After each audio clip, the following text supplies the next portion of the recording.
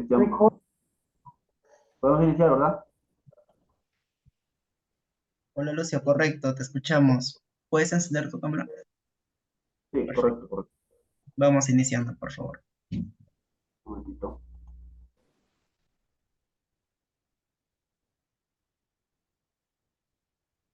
Ya.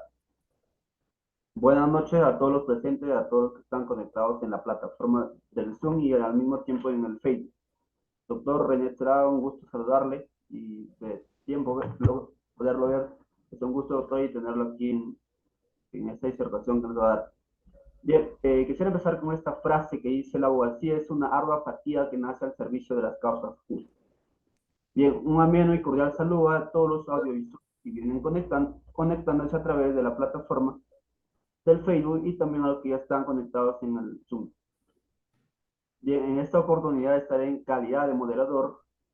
Mi nombre es Lucio Ventura Sánchez y el tema a desarrollarse es de la reprogramación de la sesión 5 del curso especializado en Derecho Constitucional, Procesal Constitucional y Derechos Humanos, que tiene el auspicio por el Colegio de Abogados de Chile. El dato comentarles que contamos con la presencia de un buen amigo y de la casa, gran conocedor del derecho. Hablamos del doctor René Celada Flores, quien estará disertando el tema constitucionalización del proceso penal con el nuevo Código Procesal Penal del 2004. Pero antes de dar inicio, daremos a conocer los aspectos más relevantes de la hoja de vida del gran doctor. Es magíster en Derecho Civil y Comercial por la Universidad Inca Garcilaso de la Vega. Cuenta con estudios de doctorado en Derecho concluidos, así como estudios de especialización en materia penal y proceso penal. Cuenta con certificación internacional como entrenador de profesores en técnica de litigación oral por la Escuela de Leyes de la Universidad de San Diego, California. Es especialista en Derecho Penal Económico por la Universidad de Granada, de España. Cuenta con maestría en litigación oral por la California Webster School of Law de San Diego, California. Investigación jurídica de lucha contra el crimen organizado por el Consejo General de Poder General de España y el Centro de Formación de la Cooperación de España en Montevideo, Uruguay. Cuenta con estudios de especialización en materia procesal penal impartidos por la Academia de la Magistratura, Instituto de Ciencias Procesal Penal y Escuela del Poder Judicial desde el año 2014, así como integrante del grupo formadores del Poder Judicial, certificado por la Academia de la Magistratura.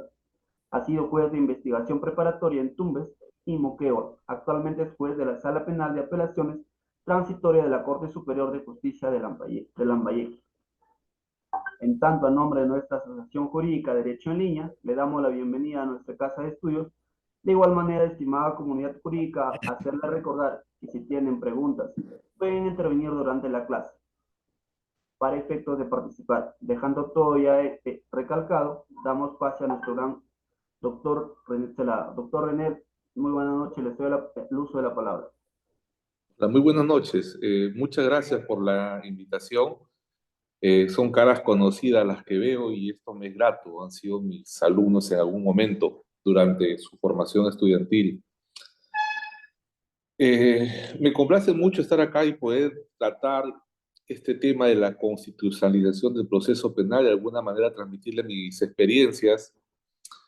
Y resulta anecdótico porque por diversos motivos no se ha podido llevar este evento. Ya, motivos muy ajenos a la voluntad de los presentes, ¿no? De los organizadores y la mía, a tal punto de que la última vez tuvimos que postergarla porque mi avión no aterrizó en Chiclayo. Como nunca tenía que estar acá a las 7 de la mañana y el avión viniendo de Lima, pues dijeron vamos a aterrizar y de pronto dijeron señores, no hay las condiciones climatológicas para poder aterrizar, vamos a dar una vuelta a ver si esto mejora. Dio la vuelta a ver si eso mejora, dijo no mejora, así que nos regresamos a Lima. Y nosotros le dijimos, pues no mejora, no mejora, cómo vas a regresarnos a Lima estando acá y en Chiclayo? Y nos regresamos a Lima. E increíblemente tuvimos Tuve que regresar a Chiclayo recién por la noche, 8 de la noche. Esto nunca había pasado. Y es una de las razones extrañas que se dieron para no estar presente y postergar a reiteradas oportunidades el evento. No sé si por favor, chicos, me apoyan compartiendo la diapositiva que les envié. Muchísimas gracias, gracias. Correcto, A doctor. ver si la, a ver si la agrandas, por favor. Ya, pasamos a la que sigue. Yéndonos al tema que nos convoca, pues ustedes se habrán preguntado, pero ¿por qué el nuevo Código Procesal Penal pues ha sufrido un cambio, ¿no? ¿Qué es lo que ha sucedido? ¿Por qué desde 2004, ustedes todavía estaban niños, empezó a regir el código? ¿Por qué se cambió el código? Si estábamos bien con el anterior, ¿ya? ¿Por qué se han dado estos cambios? Bueno, les comento. Todo esto tiene sus antecedentes en la Convención Americana sobre Derechos Humanos, Pacto de San José de Costa Rica, en el año 1969. En aquella fecha se reconocieron una serie de derechos de las personas, ¿no? Derechos humanos. El derecho a tener un proceso libre, el derecho a no ser forzado a declarar, el derecho a tener un debido proceso, una serie, el derecho de defensa, derecho de motivación, una serie de derechos que empezaron a cobrar fuerza y que se fueron plasmados, el derecho a no ser torturado, buscando información, que empezaron a emerger en aquella oportunidad como una corriente muy fuerte. Esto fue recogido en el año 1979, nuestra Constitución. Por vez primera, en esta Constitución política se reconoce al Ministerio Público como un órgano constitucionalmente autónomo y como titular de la acción penal. Situación que se repite en el año 93. Pero aunque ustedes no lo crean, hasta esa fecha en el Perú regía el Código de Procedimientos Penales de 1942, es decir, pues 50 años antes, mucho antes de la convención. Ese Código de Procedimientos Penales es el que regulaba el grueso, mejor dicho, la totalidad de proceso penal en el Perú, todo. Y recién en el 2004 entra en vigencia el nuevo Código Procesal Penal que recoge los derechos fundamentales que están en la Constitución, que a su vez recoge lo que están en la Convención Americana sobre Derechos Humanos. ¿Cuánto pasaron desde aquella época? Aproximadamente, pues, 40 años, 45 años. ¿Y cuánto tiempo pasó de 2004 a 1942? Pues estamos hablando acá de 58, 60, 62 años de vigencia. Código de Procedimientos Penales que aún sigue vigente, ¿eh? Por si acaso, porque en todos los lugares del Perú existen los juzgados liquidadores. Y los juzgados liquidadores, ¿por qué código se rigen? Por el Código de Procedimientos Penales. Entonces, no es un código que ya esté vetusto, esté desactualizado, que no se aplique, ¿ya? Mejor dicho, no es un código que no se aplique, porque este que está desactualizado y vetusto lo está. Sin embargo, pues aún tiene vigencia para determinados procesos, a menos acá en Chiclayo para todos procesos hasta el 2009. 2009 para atrás, juzgado liquidador. Para adelante, nuevo Código Procesal Penal. Es en mérito a esta situación que se dio a nivel internacional con la Convención Americana sobre Derechos Humanos que muchos países empezaron a cambiar su legislación, empezaron a pasar del sistema inquisitivo a un sistema acusatorio. Es por eso que, por ejemplo, a nivel de Sudamérica, encontramos a Chile, encontramos a Argentina, encontramos a Ecuador, encontramos a Costa Rica y pues hasta hace poco México, como países que vienen cambiando su sistema de inquisitivo a un sistema acusatorio. Pasamos. Siguiente. Ahora, ¿cómo era el sistema inquisitivo y un sistema acusatorio? Pues se los cuento de la siguiente manera, ¿no? Yo al menos todavía he tenido la oportunidad de empezar con el Código de Procedimientos Penales, porque yo he sido abogado el año 2001, 2002. Entonces, en aquella oportunidad, el Código de Procedimientos Penales, pues es el que regía y regulaba, ¿no?, todos los procesos. Y les voy a contar una situación anecdótica que pasaba que ahora parece increíble, ¿ah? Ahora, pucha, es una ofensa que eso suceda. Cuando a una persona la citaban a la comisaría para que declare por estar denunciada por un supuesto delito o por un delito X, esta persona, cuando concurría a la comisaría para leer su documento, ¿no? Para saber por qué lo estaban citando, le decían, pero tú debes saber por qué estás acá, pues, esta persona te ha denunciado, ya tú sabes lo que has hecho. No, pero pues déjeme revisar, ¿no? Al menos para poder tomar conocimiento que se trata. No, no, no. Cuando vengas a declarar, ahí te vas a enterar de qué se trata. Y ojo, esta situación no solamente sucedía en la comisaría, también sucedía en el Poder Judicial, porque en aquel momento la instrucción la llevaba el juez penal.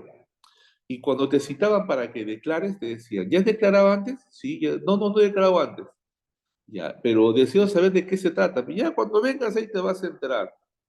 Pero dime una copia o algo, ¿no? Para dársela a mi abogado. Pero ¿para qué vas a hacer eso? ¿Qué? ¿Para que tu abogado te diga qué es lo que tienes que decir?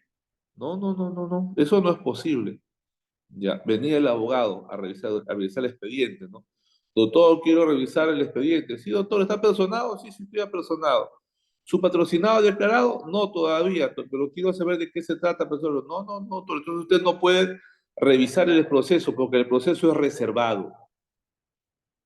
Pero señores, que el patrocinado tiene derecho a conocer sobre los hechos que se le atribuyen. No, no, doctor, ¿para qué quiere conocerlo? Que para que usted le diga qué es lo que tiene que responder cuando venga a declarar.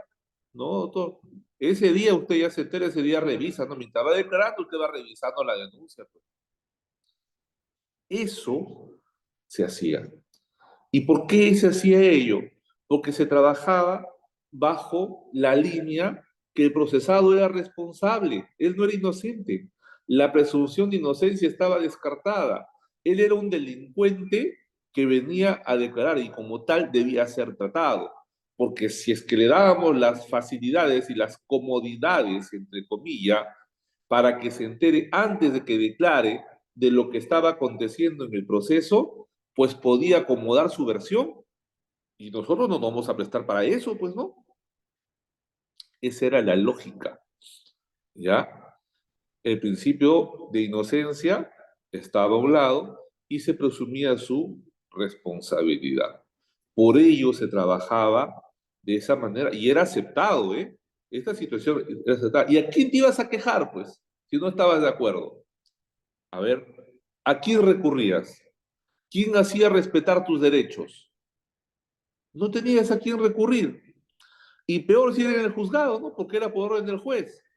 Peor, ¿a quién te vas a quejar? Pues si el juez está ordenando que no se muestre la carpeta hasta que no declares. ¿Mm? Esta situación pasaba. Hoy en día, por ejemplo, eso no es así. Hoy en día, cuando lo citan a una persona a declarar, tiene derecho a tomar conocimiento respecto a la denuncia. Y si es más, si es posible, copia de todo y que se la lleve mucho antes que declare. Viene con su abogado sobre, ¿sabe qué, señor? Recién yo he tomado la causa, desconocemos los hechos, le pido que se me brinde una copia de lo actuado y si no tiene copia, al menos permítame tomar foto con el celular. Ojo, en esos tiempos no había celulares con cámara, pues además ni celulares había, ¿ya? A diferencia de hoy, que fácil le tomas unas fotos y te llevas a tu casa para imprimirlas y estudiarlas.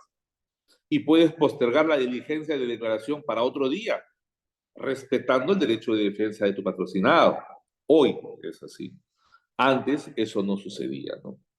Y tan es así, tan inquisitiva era la situación, que antes no había proceso penal, no podía iniciarse un proceso penal sin que exista una medida de coerción personal. Y la medida de coerción personal, pues, eran la comparecencia simple, comparecencia con restricciones y la detención preventiva, ¿no? O mandato de detención se llamaba. El mandato de detención era el equivalente a la prisión preventiva e implicaba que te vayas al penal. ¿Cuál era la diferencia? Que hoy en día, cuando se va a dictar una medida coercitiva, el fiscal tiene que pedirla y se da en previa audiencia. Antes, eso no sucedía así. El fiscal no pedía nada. El juez de oficio, viendo la naturaleza del caso, era el que decidía cuál de estas tres medidas imponía. Hoy en día, no es novedad que un proceso penal se inicie y termine incluso sin ninguna medida coercitiva. Pero eso, miren, ha calado tanto en algunos jueces que hasta hoy en día, de oficio, los jueces, cuando el fiscal le comunica la formalización de investigación preparatoria, esto lo tienen por recibido y de oficio le imponen medida coercitiva de comparecencia simple. Miren, ¿cómo está tan arraigado aún en nosotros el inquisitivo de que tiene que haber un proceso con medida coercitiva que el juez de oficio lo hace? Y no son pocos jueces, ¿ah? Son muchos jueces que hacen eso. Y cuando tú dices, oye, pero el código no dice que las medidas coercitivas en el nuevo proceso penal rige el principio rogatorio, esto es que tienen que ser pedidas por el fiscal y si no, no se aplican. Sí, pues, pero ¿cómo va a haber un proceso sin medida coercitiva? Además, ¿qué le hace pues la comparecencia simple? Pero eso no se va a ir, no le afecta en nada. Por eso pues, le pongo no su medida coercitiva. Y eso es incorrecto. Porque una medida coercitiva, aún de comparecencia simple, implica la obligatoriedad de la persona a concurrir cada vez que el juez lo cita. Entonces, pues, que es una afectación mínima, sin duda lo es, pero es una afectación al fin y al cabo. Y no queda regla de presunción de inocencia, entonces, ¿cómo tú vas a afectar a una persona con una medida coercitiva de baja intensidad y peor sin que nadie te lo pida? Eso es un error, por ejemplo. Anteriormente, en el sistema inquisitivo, como le venía diciendo, era el mismo juez el que investigaba y ese mismo juez era el que te sentenciaba. ¿Ya? Entonces, y por eso no había cuestionamientos, o en todo caso los cuestionamientos a la investigación eran infructuosos, porque tú cuestionabas la declaración. ¿Quién te tomó la declaración? El juez. Tú cuestionabas el acta de inspección judicial. ¿Quién practicó el acta de inspección judicial? El juez. Entonces, ¿cómo el mismo juez va a decir que su trabajo está mal hecho? ¿Cómo él mismo va a decir eso? Esta situación, por ejemplo, ya cambió en definitiva con el nuevo código. Cuando hay una separación de poderes en la que el Ministerio Público es el titular de la acción penal, es el que dirige su investigación y el juez es la persona que controla la investigación fiscal en la medida que se lo pidan. Cada vez que quieran su participación, cualquiera de las partes lo busca. Por ejemplo, si el fiscal quiere afectar un derecho fundamental del investigado, pues tiene que pedir permiso al juez. Y si el investigado considera que ha sido afectado un derecho fundamental, pues recurre al juez. Y como el juez no está contaminado, porque él no ha tenido nada que ver en lo que ha hecho el fiscal, lo revisa y pues como que hay más imparcialidad, no puede ser que señor fiscal, usted, esto lo que ha hecho usted está mal, ha afectado el derecho de esta persona y lo anulo o lo invalido. Esta situación, por ejemplo, se puede producir hoy en día. Antes esto puede ser imposible, ¿no? Aparte de ello, tenemos que en el sistema inquisitivo había la escrituralidad, todo el escrito, ¿no? Había un aforismo que decía, lo que no está en el expediente no existe para el juez. Esa situación cambió. Hoy en día, lo que no se dice en juicio no existe para el juez. Tiene que estar expresado en juicio y sometido al contradictorio. De lo contrario, no puede ser utilizado. Avanzamos a la siguiente, no gana de tiempo.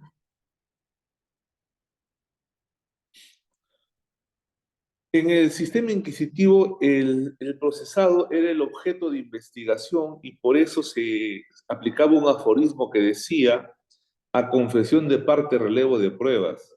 Y bastaba que el procesado dijera, ya, yo soy responsable del hecho y todo quedaba ahí. Automáticamente era sentenciado. En cambio, con el nuevo Código Procesal Penal, la aceptación de hechos o autoinculpación del procesado no es suficiente en la medida que no esté corroborado. Si tiene corroboración, vale. Y si no tiene corroboración, se sigue para adelante. Porque la verdad de los hechos no tienen que salir de él, sino que tiene que salir de los elementos de comisión, de la investigación, las evidencias, las testimoniales. De ahí tiene que salir la información, no del mismo. También tenemos acá, importante, que en el sistema inquisitivo, por ejemplo, había un sistema de prueba que era bien, bien malo, por lo menos para decir, ¿no?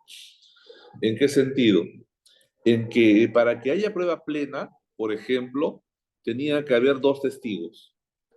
Y ojo, el agraviado no era testigo. Es por eso que, por ejemplo, los casos de violación sexual no se denunciaban, no porque no sucedieran o hubiera miedo. Lo que sucede es de que las partes en un mundo, en una comunidad machista, encima que denunciaran esta circunstancia y no pasara nada, pues, ¿para qué denunciarlo si ya sabíamos cuál es el resultado? ¿Y por qué no pasaba nada? Porque era la declaración de la víctima, pues. La violación sexual siempre se ha producido bajo un marco de clandestinidad, en el cual la víctima es la única testigo.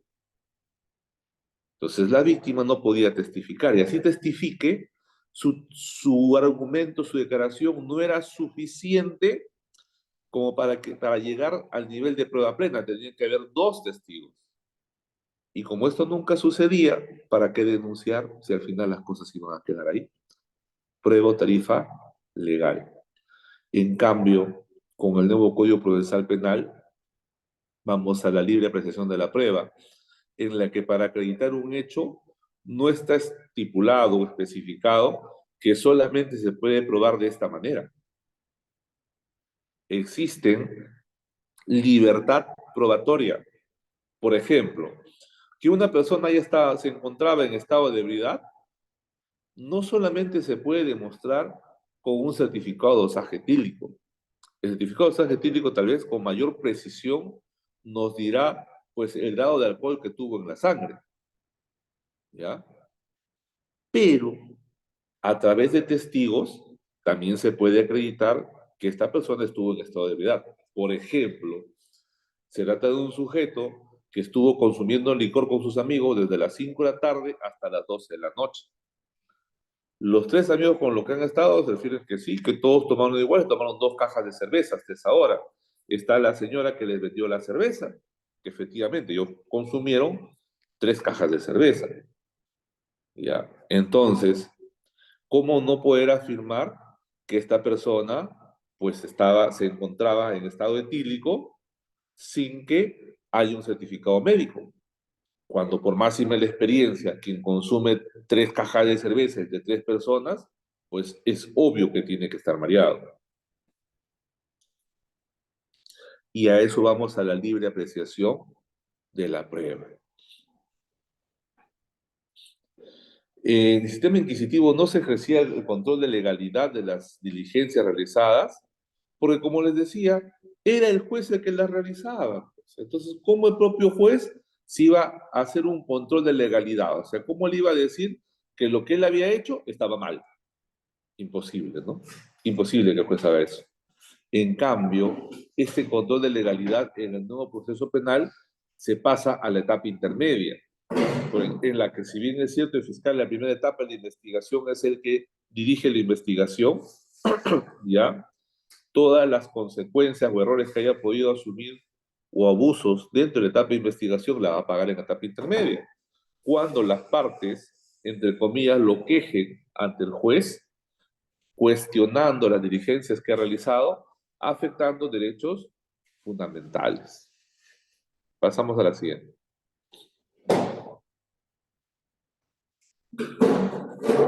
Ante esta situación que se estaba viviendo con el sistema inquisitivo, se ha tratado por medio y a la luz del Pacto de San José, se ha buscado un equilibrio entre la obligación y potestad del Estado de perseguir el delito y sancionar a sus autores con el respeto de derechos y garantías de los justiciables.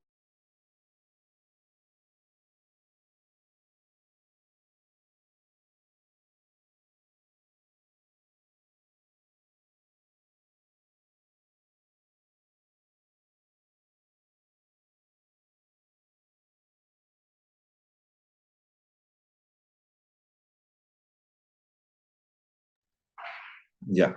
Entonces, se ha buscado un equilibrio con el proceso, acudiendo a un sistema acusatorio en el que se va a buscar el eficientismo que tiene de la mano con el garantismo.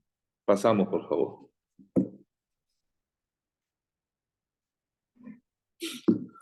Esto es lo que le decía, ¿no? Acá se grafica cómo, a la luz de los tratados de derechos humanos, la Constitución ya nace un proceso penal constitucionalizado. Continuamos.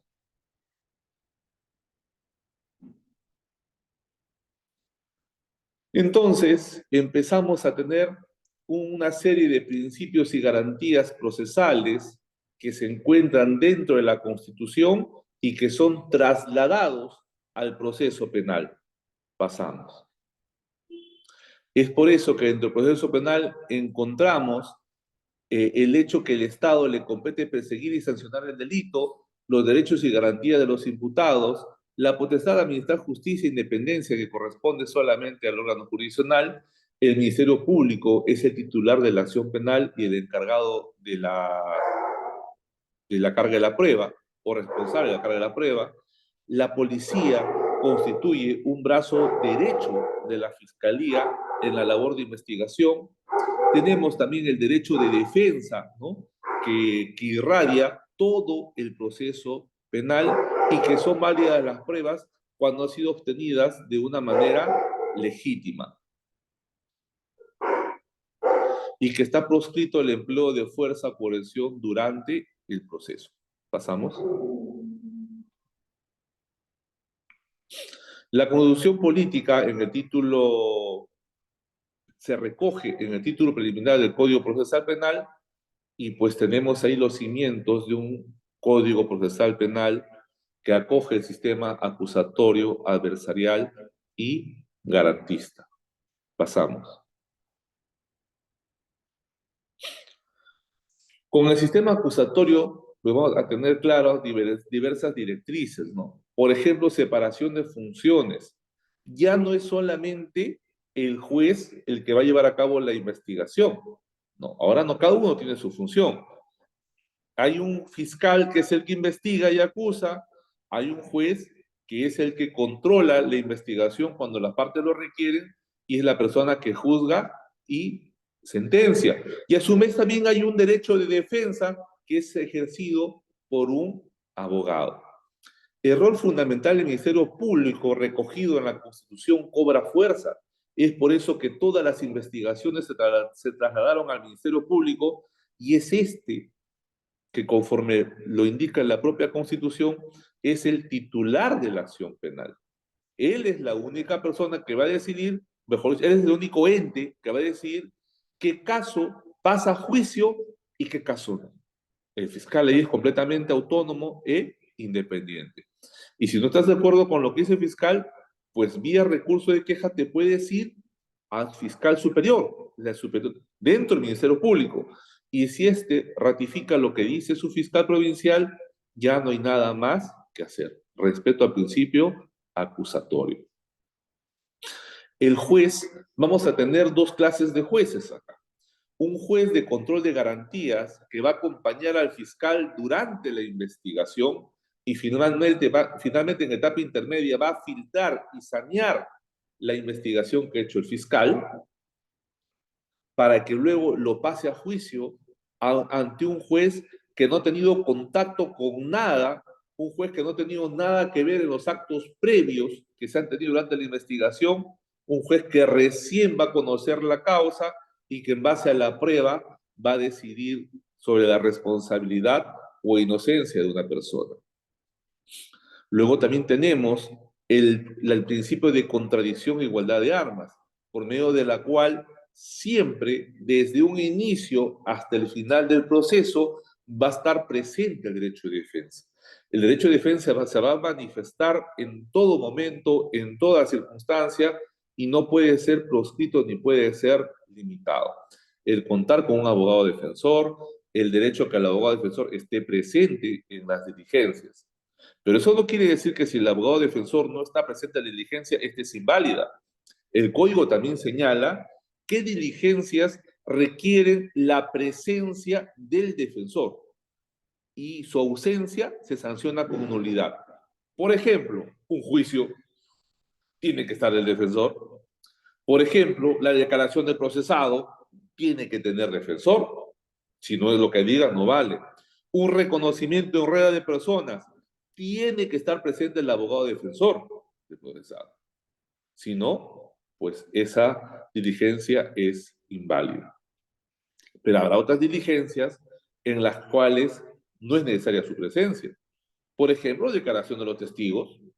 Basta que el abogado se le comunique, pues él decidirá si va o no va, pero su presencia o su ausencia no invalida la diligencia. También tenemos acá las no medidas cautelares de oficio, ¿no? Como les decía, acá aplica el principio rogatorio. En el principio rogatorio, las partes son las que piden al juez, ¿no?, la imposición de una medida coercitiva. El juez no lo va a hacer de oficio. Luego tenemos acá la oralidad, publicidad y mediación manifestada especialmente con en el juicio oral, donde vamos a tener la oralidad y mediación, publicidad, la contradicción, ¿no? Lo que tenemos acá, la libertad es la regla, puesto que no va a haber medidas coercitivas, siendo que la prisión preventiva, por ejemplo, como medida coercitiva es una excepcionalidad. Y finalmente que las diligencias van a ser irrepetibles. Pasamos, por favor.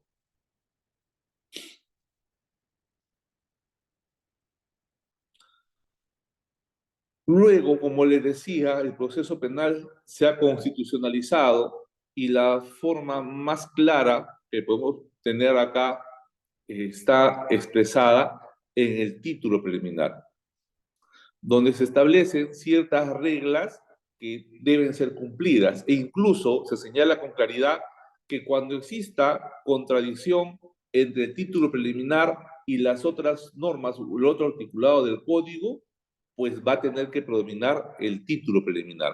Acá tenemos el derecho de toda persona de ser oída frente al órgano jurisdiccional, a formular peticiones, el derecho a acceder también a la justicia, el derecho, por ejemplo, a la pluralidad de instancias, manifestada en una doble instancia, ¿no?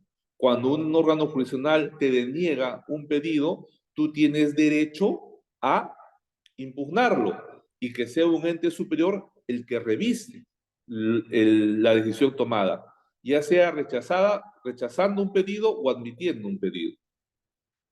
Y ojo, que para que esto sea válido, tiene que estar motivado. Hay un derecho a la motivación de las resoluciones judiciales, como parte del derecho al debido proceso. Pasamos, por favor. También existe el derecho al nevis in idem, derecho a no ser juzgado dos veces por un mismo hecho, o tal vez el derecho a no ser sancionado dos veces por un mismo hecho. Es decir, si a una persona le investigan por haber, por ejemplo, sustraído un celular el día 10 de octubre a las 11 de la mañana, y ese caso es archivado, ¿ya? Porque no tenía responsabilidad, un año después no le pueden aperturar por ese mismo hecho bajo el rótulo de apropiación ilícita. No. Esto es otro delito. Y como es otro delito, sí te puedo investigar. No se puede. Porque estamos hablando de hecho. Nadie puede ser sancionado o investigado dos veces por un mismo hecho. Y el hecho por el cual te están investigando es el mismo. Que le cambien el vestido no cambia el hecho.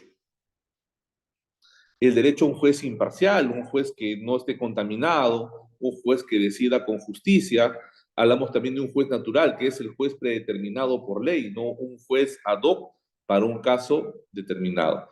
Todas estas situaciones, todos estos derechos que están plasmados en la Constitución, pues han sido reiterados o acogidos, recogidos en el título preliminar del Código Procesal Penal, y dentro de eso tenemos el último, el derecho, por ejemplo, acá estaba, decidir si vas a declarar o no vas a declarar, es parte de tu derecho. El hecho que no declares no quiere decir que seas automáticamente culpable. Conforme le dije anteriormente, el procesado no es fuente de prueba, la prueba tiene que salir de otros lugares. Y finalmente tenemos la publicidad del proceso, ¿no? Los procesos son públicos, lo público en cuanto al juicio oral, pero la investigación en sí es reservada, pero es reservada para agentes extrañas, ¿no? Por ejemplo, hay un proceso de que le siguen a A y a B. Pues si quieren información C y D, no van a poder pedirla porque es reservado. Pero si A y B piden información, pues están en el derecho que se las brinden, porque estará reservado para C, D, Z, pero para A y para B no va a ser reservado. De esta manera, tenemos un código procesal penal constitucionalizado, tratando de ir bajo los estándares de la Convención Americana de Derechos Humanos, ¿no? Respetando los derechos de los procesados, buscando un equilibrio entre el eficientismo y el garantismo. Si tienen alguna pregunta, estoy a su disposición.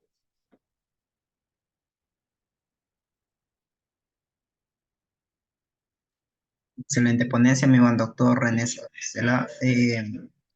Referente a la misma, estimada comunidad jurídica, si tienen alguna duda o consulta referente al eje temático brindado del ponente, pueden alzar la manito o dejarla en la casilla de comentarios.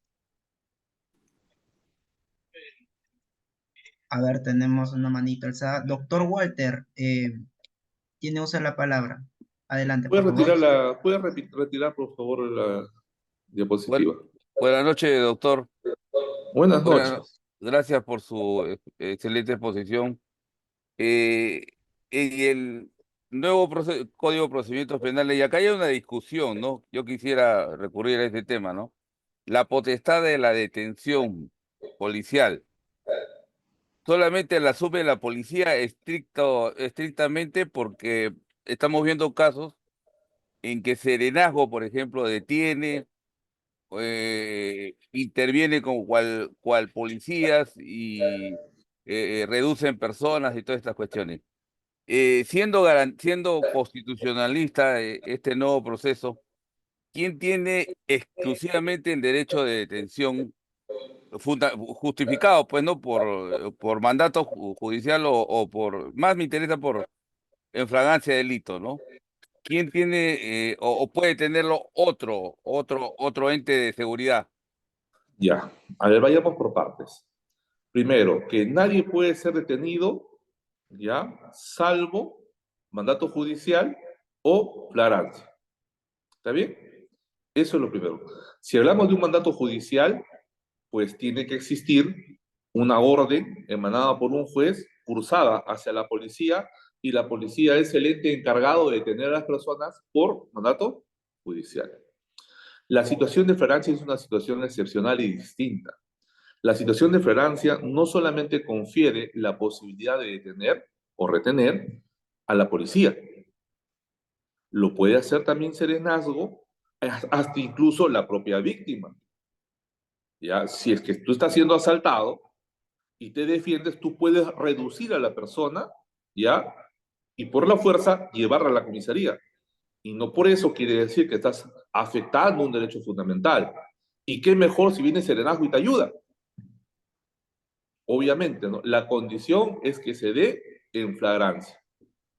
Entonces, desde mi punto de vista, no hay ninguna afectación cuando serenazgo, ¿ya? O cualquier persona en flagrancia intervienen a un sujeto, lo reducen y lo llevan a la comisaría o al puesto policial o efectivo policial más cercano. Quedó claro, doctor. Muchas gracias. De nada, doctor. Excelente respuesta del doctor René. Si hubiera alguna otra pregunta, puede levantar la manito. Caso omiso, cerramos a concluir.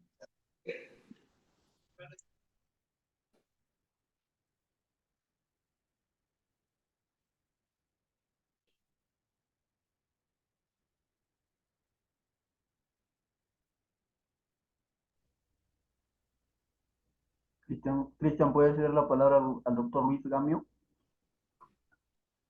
Luis Gamio y con Ronald Condori terminamos. Perfecto. Estimado Luis, tienes usted la palabra. Buenas noches, doctor. Felicitaciones por la exposición. Saludos de acá desde Mamá La Grava, Lima, defensor público de víctimas. Doctor, siempre he tenido una inquietud en cuanto a la detención en flagrancia. Si usted podría hacernos una diferencia, ¿verdad? La post-fragancia, la fragancia misma o lo antes de la fragancia. Gracias, doctor. Muy amable. Entiendo que usted me está preguntando por las clases de flagrancia. Bueno, ¿Qué es la doctrinariamente diferencia, doctor? Gracias. se reconocen tres clases de flagrancia, ¿no? La flagrancia tradicional, la cuasi flagrancia y la flagrancia legal. La flagrancia tradicional es conocida como aquella que la atrapan a las personas con las manos en la masa. Justo está saltando y por ahí pasa la policía y le dice, no, te disparo. Deja de hacer lo que está haciendo, ¿ya? Es intervenir. Esa es la flagrancia tradicional, todo lo que hemos visto, hemos conocido ahí. Luego podemos tener la flagrancia legal. Mientras que la flagrancia tradicional se le denomina cuando la persona intervenía con la masa en las manos,